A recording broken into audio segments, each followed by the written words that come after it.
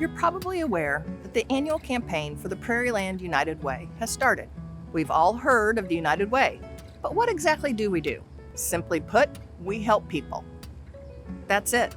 That's our one single goal, to help as many people in our 4 counties as we can. We help people from all walks of life, everyone from babies to senior adults, people with health problems and developmental disabilities, people coping with depression, abuse, and mental illness, individuals who want to make their lives better, people who need hope.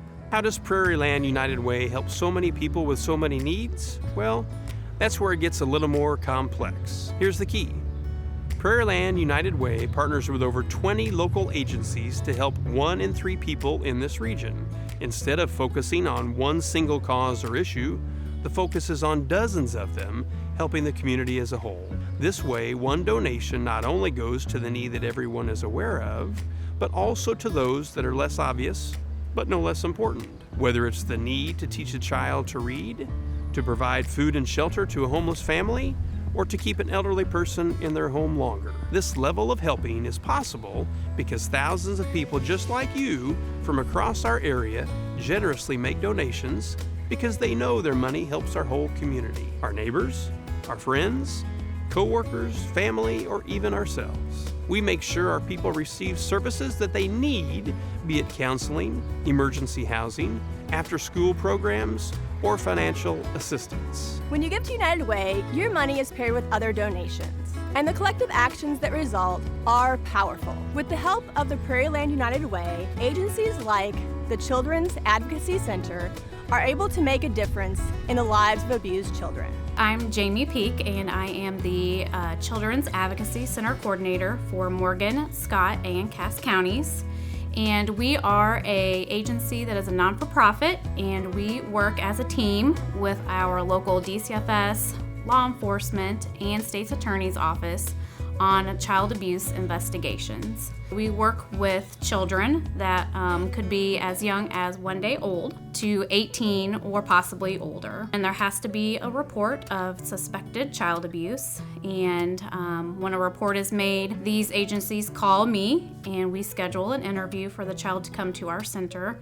And they are interviewed by a trained forensic interviewer to talk about the abuse that has occurred in their lifetime. This last fiscal year, Morgan County and Cass County actually had the highest record numbers that we have ever had. Morgan County had a total of 98 cases, and Cass County had 39. So abuse does happen in our communities. I know a lot of people like to think that it doesn't, but it does happen here. So it takes a community to pull together and support these families through that difficult process.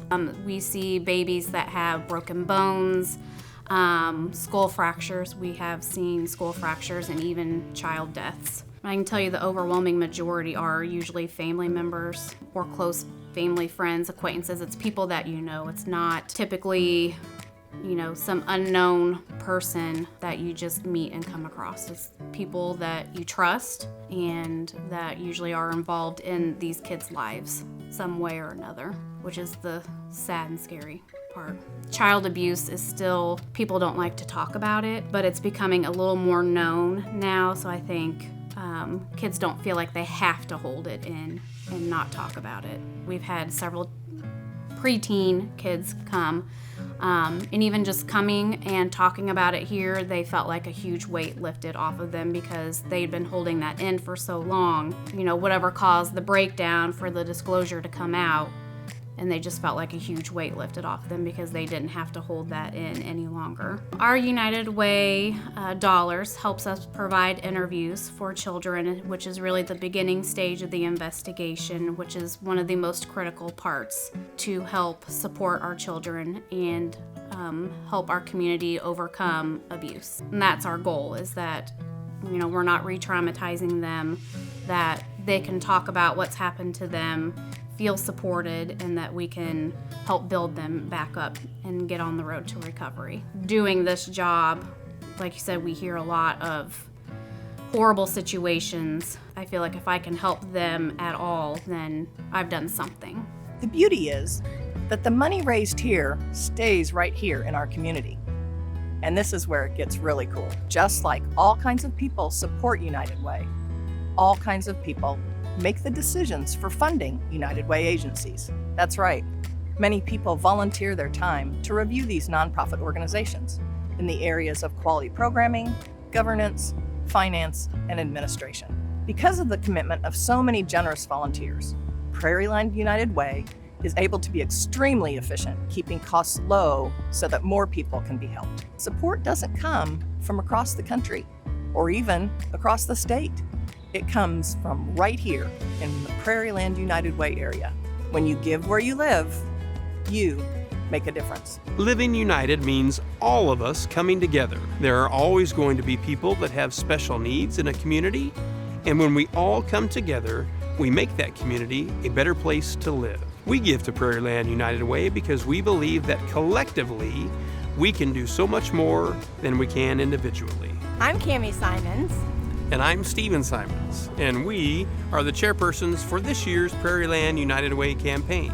This is where we live, and this is where we raise our family. This community is our home, so this is where we give. We're the Simons, and Simons say, give where you live.